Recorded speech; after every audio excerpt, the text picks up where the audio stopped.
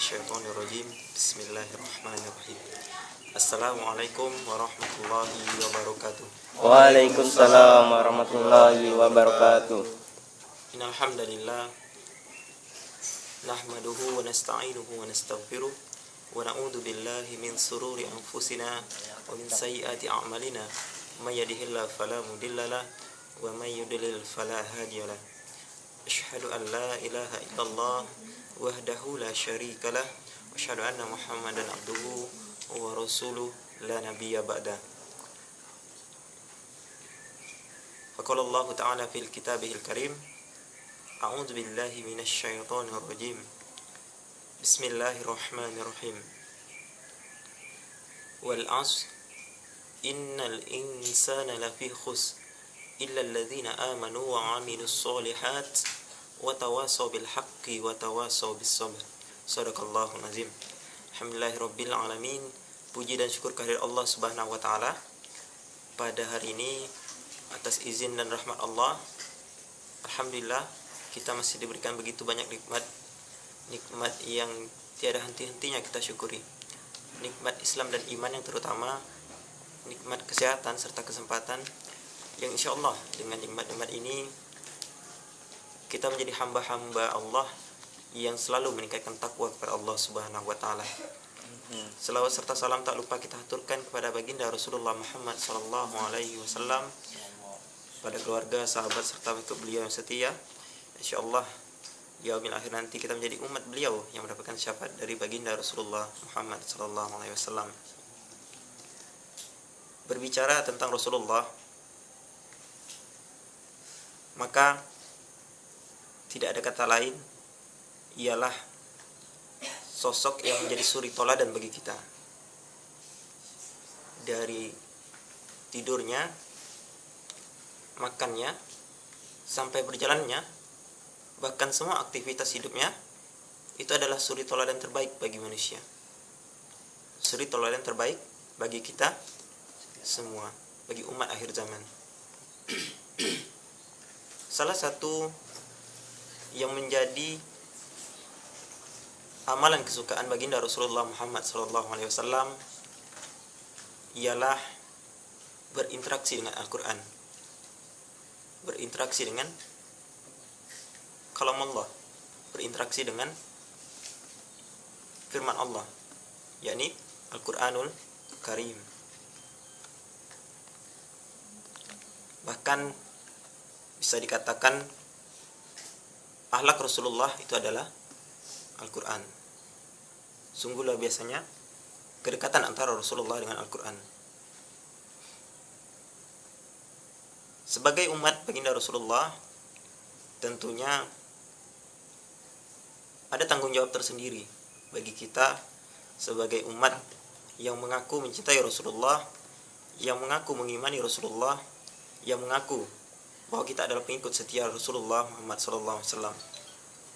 Maka dari itu tentunya menjadi tanggung jawab moral bagi kita untuk mengamalkan amalan-amalan kesukaan baginda Rasulullah Muhammad SAW.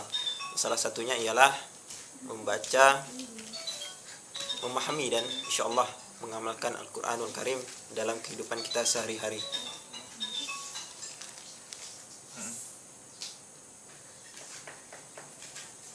Seseorang yang selalu berinteraksi dengan Al-Quran,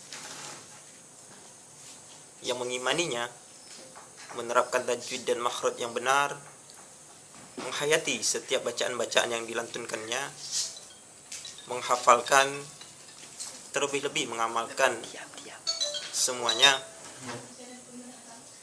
maka insyaallah dia akan mendapatkan keutamaan dan kemuliaan di sisi Allah Subhanahu wa taala, baik di dunia maupun di akhirat. Adapun keutamaan seseorang yang membaca Al-Quran ialah salah satunya dalam hadis baginda Rasulullah Muhammad SAW, barang siapa yang membaca satu huruf dari kitabullah Al-Quran, maka baginya satu kebaikan, dan kebaikan itu akan dilipat gandakan 10 kali lipat. Tidaklah aku katakan alif lam mim itu satu huruf, akan tetapi alif itu satu huruf, lam itu satu huruf, dan mim itu juga satu huruf. Hadis riwayat At-Tirmizi. Kemudian orang yang senantiasa membaca Al-Quran dalam kehidupan sehari-harinya, insya Allah akan diampuni dosanya dan dihindarkan dari siksa Allah Subhanahu wa Ta'ala. Dalam hadis Rasulullah yang lain, baginda Rasulullah Muhammad mengatakan, bacalah Al-Quran karena Allah Subhanahu wa Ta'ala tidak akan menyiksa hati yang berisi hafal Al-Quran, dan sesungguhnya Al-Quran itu adalah hidangan dari Allah Subhanahu wa Ta'ala. Barang siapa masuk padanya, maka ia akan merasa aman, dan barang siapa mencintai Al-Quran, maka bergembiralah. Hadis riwayat Ad-Darimi. Mungkin ini beberapa poin yang kita dapatkan secara pribadi.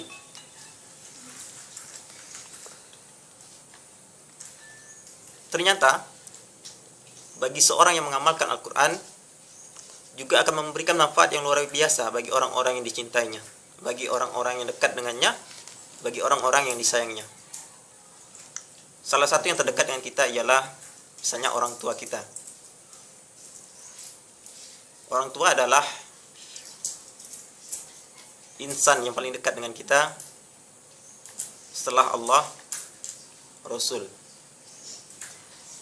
Berkat orang tua lah kita bisa hadir ke dunia ini, dan insya Allah berkat orang tua juga kita juga bisa merasakan dibimbing dari sejak dibuayan hingga saat ini, sehingga kita bisa merasakan kehidupan yang nikmat penuh dengan iman dan Islam.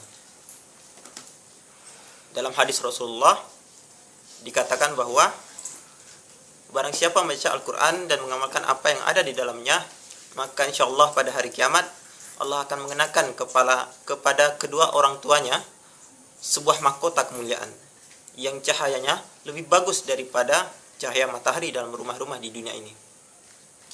Subhanallah. Lalu dalam hadis ini ada satu kalimat penutup yang cukup luar biasa.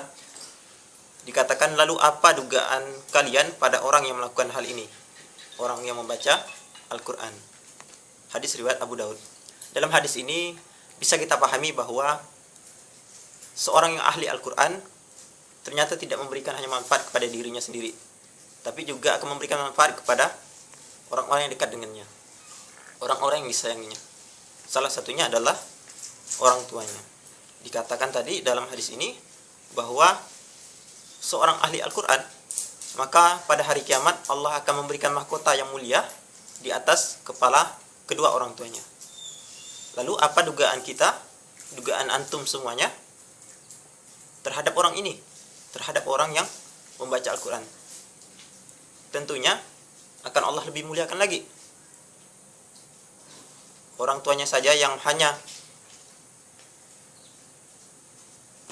mendapatkan pahala kiriman istilahnya, pelaku utamanya ialah sang anak, tapi orang tuanya begitu dimuliakan oleh Allah, diberikan mahkota kemuliaan. Apalagi orang yang membaca Al-Quran ini. Maka dari beberapa hadis ini